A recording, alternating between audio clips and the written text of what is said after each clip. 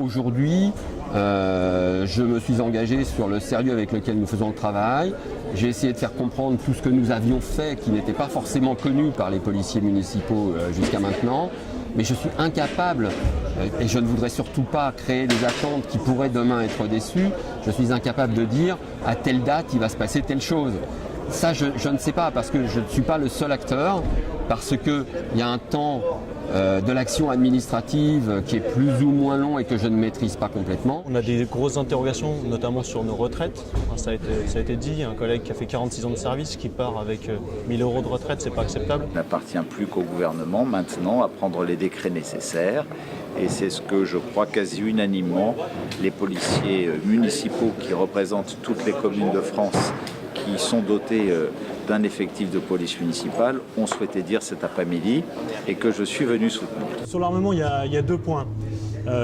Déjà, il y a l'armement en 4e catégorie, donc le pistolet. Le système actuel est assez pragmatique puisqu'il est fondé sur la volonté du maire.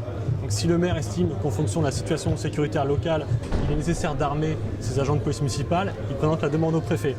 Nous, on est sollicité et on évalue, d'après notre connaissance de la situation locale, savoir si la demande est pertinente ou pas.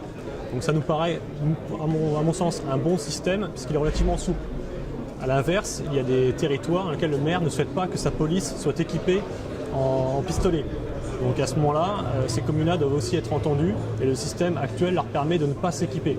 Donc le système actuel, je pense, permet de répondre de satisfaire toutes les situations locales et toutes les orientations des maires. C'est gagné puisqu'il y a quand même une délégation importante du ministre qui est venue.